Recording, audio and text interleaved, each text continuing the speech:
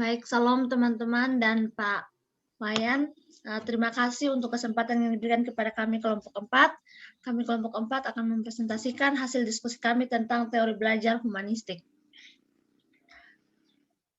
Sebelum kami mempresentasikan, saya akan memperkenalkan setiap anggota dari kelompok 4. Yang pertama ada ini Hendrik Barnabas Kause, yang kedua Baca Julia Tungga, lalu yang ketiga Siti Atma Asi, dan yang keempat ada Melanie Evita Sarinos.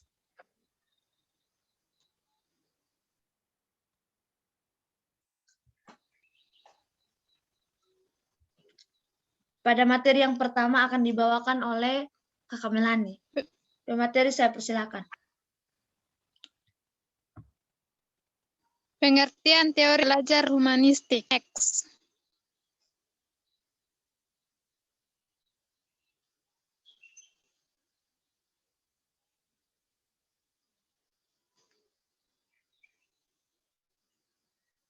Teori belajar humanistik adalah suatu teori dalam pembelajaran yang mengedepankan bagaimana memanusiakan manusia serta peserta didik mampu mengembangkan potensi dirinya. Next.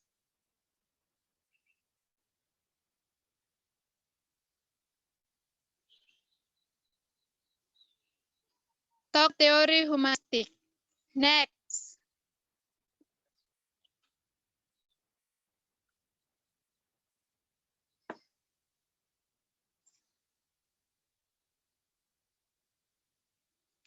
Karl Rogers membedakan dua ciri belajar, yaitu yang pertama, belajar yang bermakna terjadi jika dalam proses pelajaran melibatkan aspek pikiran dan perasaan. Yang kedua, belajar tidak bermakna terjadi jika dalam proses pembelajaran melibatkan aspek pikiran, akan tapi tidak melibatkan aspek perasaan peserta didik. Next.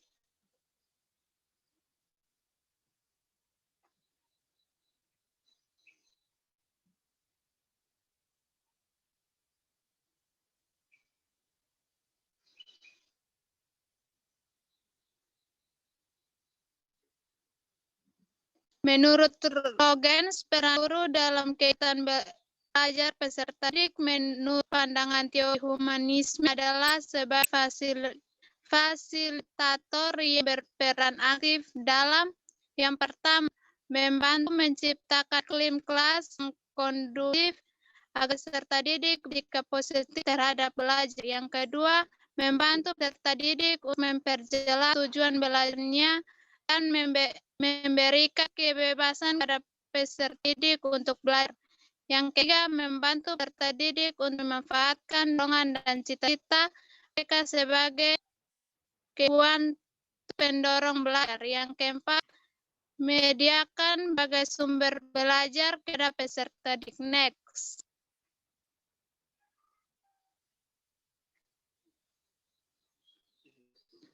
Yang kelima, menerima pernyataan dan pendapat serta perasaan dari berbagai peserta didik sebagai adanya. Next.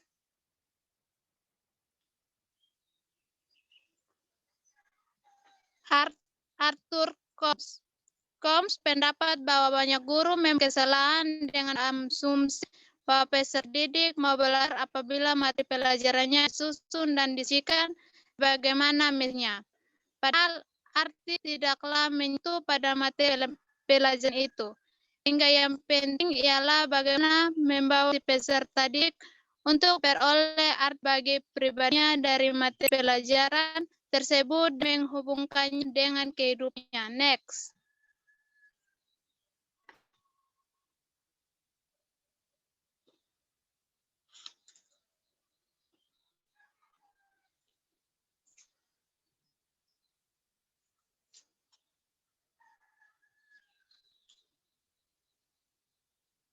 Memberikan kisah persepsi diri dalam dunia seseorang seperti lingkaran besar dan kecil. Yang titik pusat pada satu lingkaran kecil. Yang pertama adalah gambaran dari persepsi diri di lingkungan besar. Yang kedua adalah persepsi dunia, meninjau peristiwa itu dari preferensi makin kurang pengaruhnya terhadap pelakunya. Jadi, hal-hal yang punya sedikit hubungan dengan diri mudah hal itu terlupakan. Next.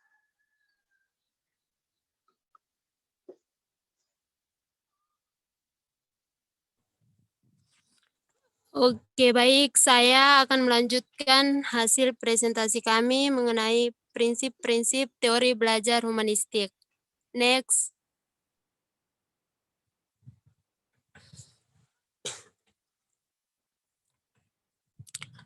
Prinsip-prinsip teori belajar humanistik dibagi menjadi beberapa bagian.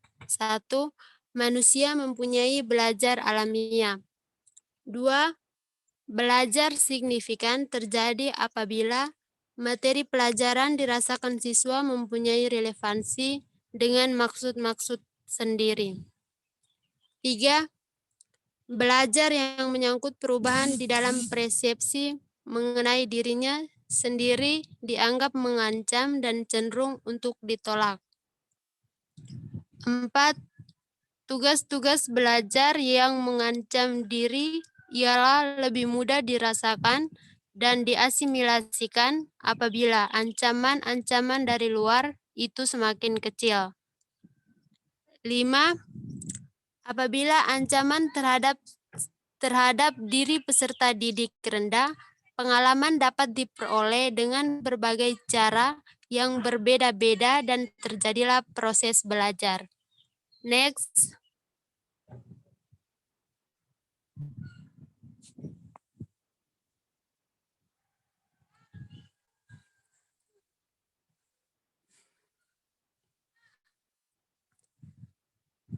Enam, belajar yang bermakna diperoleh siswa untuk melakukannya. 7. Belajar diperlancar bila mana siswa dilibatkan dalam proses belajar dan ikut bertanggung jawab terhadap proses belajar tersebut. 8. Belajar inisiatif sendiri yang melibatkan pribadi siswa seutuhnya, baik perasaan maupun intelek, merupakan cara yang dapat memberikan hasil yang mendalam dan lestari. 9. Kepercayaan terhadap diri sendiri, kemerdekaan atau kreativitas lebih mudah dicapai dan terutama jika siswa dibiasakan untuk mawas diri dan mengkritik dirinya sendiri, dan penilaian dari orang lain merupakan cara kedua yang penting. 10. Belajar yang paling berguna secara sosial di dalam dunia modern ini adalah belajar mengenai proses belajar, yaitu suatu keterbukaan yang terus-menerus terhadap pengalaman dan penyatuannya ke dalam diri sendiri mengenai proses perubahan tersebut. Next.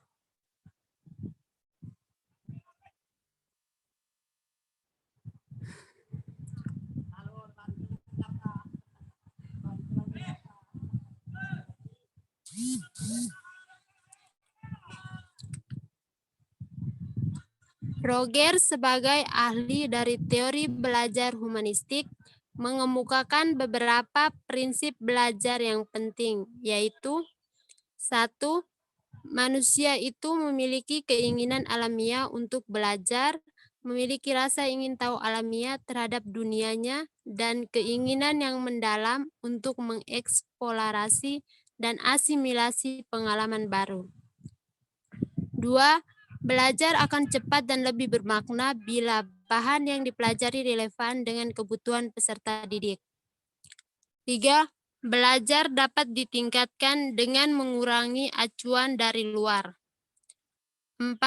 Belajar secara partisipasif jauh lebih efektif daripada belajar secara pasif, dan orang belajar lebih banyak bila belajar atas pengarahan dirinya sendiri. 5. Belajar atas prakarsa sendiri yang melibatkan keseluruhan pribadi. 6. Pikiran maupun perasaan akan lebih baik dan tahan lama kebebasan, kreativitas, dan kepercayaan diri Kepercayaan diri dalam belajar dapat ditingkatkan dengan evaluasi diri orang lain tidak begitu penting. Next. Baik, pemateri berikutnya saya persilakan tentang aplikasi teori belajar dan implikasi. Baik, materi yang berikut yaitu tentang aplikasi teori belajar humanistik. Next.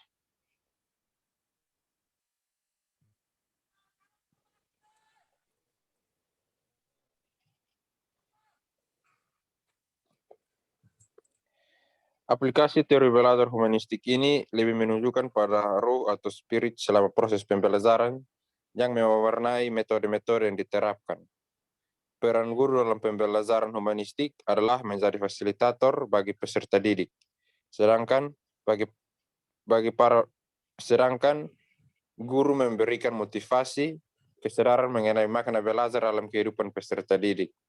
Guru memfasilitasi pengalaman belajar kepada peserta didik dan mendampingi peserta didik untuk memperoleh tujuan pembelajaran. Next. Tujuan pembelajaran lebih kepada proses pembelajaran daripada hasil belajar. Adapun proses yang umumnya dilalui adalah yang pertama, merumuskan tujuan belajar yang jelas.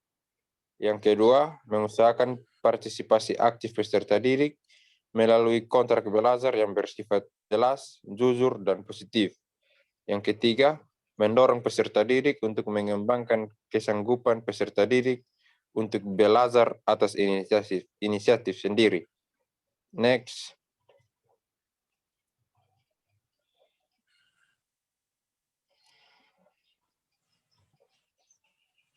Yang keempat,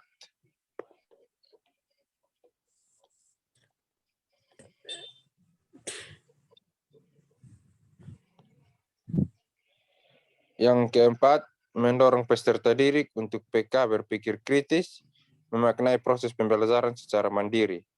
Yang kelima, peserta didik didorong untuk bebas mengemukakan pendapat, memilih pilihannya sendiri, melakukan apa yang diinginkan, dan menanggung risiko dari perilaku yang ditunjukkan. Yang keenam, guru menerima peserta didik apa adanya, berusaha memahami jalan pikiran,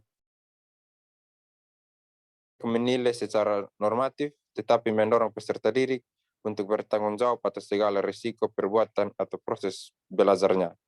Yang ketujuh, memberikan kesempatan murid untuk maju sesuai dengan kecepatannya. Yang kedelapan, evaluasi diberikan secara individual berdasarkan perolehan peserta didik tersebut. Next.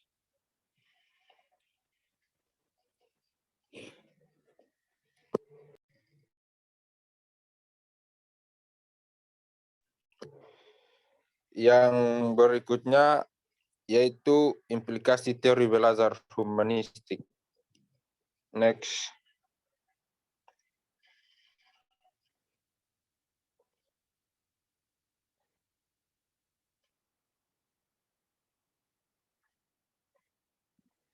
Penerapan teori humanistik lebih menunjuk pada roh atau spirit selama proses pembelajaran yang mewarnai metode-metode yang diterapkan.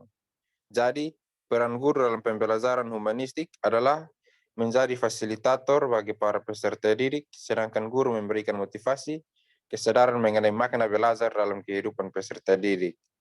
Guru memfasilitasi pengalaman belajar kepada peserta didik dan mendampingi peserta didik untuk memperoleh tujuan pembelajaran tersebut.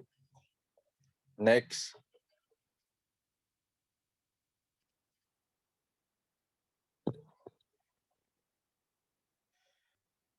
Psikologi humanistik memberikan perhatian atas guru sebagai fasilitator. Berikut ini adalah berbagai cara untuk memberikan kemudahan belajar dan berbagai kualitas fasilitator. Yaitu yang pertama, fasilitator sebaiknya memberi perhatian kepada penciptaan sebagai suasana awal, situasi kelompok, atau pengalaman kelas. Yang kedua, fasilitator membantu untuk memperoleh dan memperjelas tujuan-tujuan perorangan di dalam kelas dan juga tujuan-tujuan kelompok yang bersifat umum.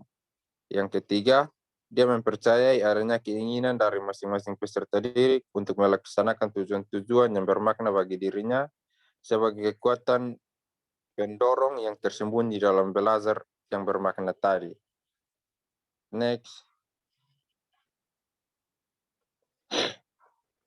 Yang keempat, dia mencoba mengatur dan menyediakan sumber-sumber untuk belajar yang paling luas dan mudah dimanfaatkan para peserta didik untuk membantu mencapai tujuan mereka. Yang kelima, dia menempatkan diri sendiri sebagai suatu sumber yang fleksibel untuk dapat dimanfaatkan oleh kelompok. Yang keenam, dalam menanggapi keungkapan-ungkapan dalam kelompok kelas dan menerima baik isi yang bersifat intelektual dan sikap-sikap perasaan yang mencoba untuk menanggapi dengan cara yang sesuai, baik bagi individual ataupun bagi kelompok. Next.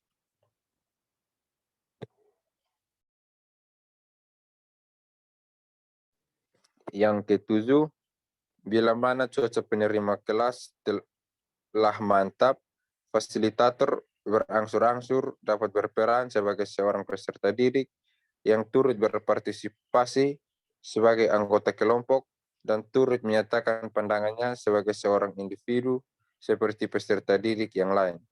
Yang kedelapan, dia mengambil prakarsa untuk ikut serta dalam kelompok, perasaannya dan juga pikirannya dengan tidak menuntut dan juga tidak memaksakan, tetapi sebagai suatu andil secara pribadi yang boleh saja digunakan atau ditolak oleh peserta didik.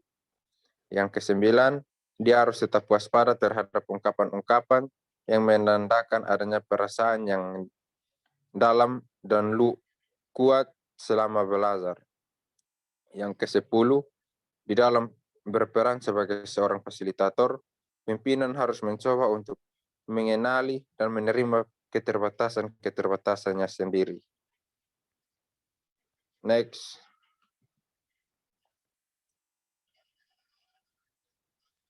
Adapun ciri-ciri guru yang fasilitatifnya, yaitu antara lain, yang pertama, merespon perasaan peserta didik. Yang kedua, menggunakan ide-ide peserta didik untuk melaksanakan interaksi yang sudah dirancang. Yang ketiga, berdialog dan berdiskusi dengan peserta didik. Yang keempat, menghargai peserta didik.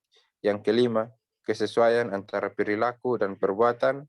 Yang keenam, menyesuaikan isi kerangka berpikir peserta didik. Dalam hal ini, penjelasan untuk memantapkan kebutuhan segera dari peserta didik. Yang ketujuh, tersenyum pada peserta didik. Next. Baik, sekian dari hasil presentasi kami. Kami kembalikan kepada moderator.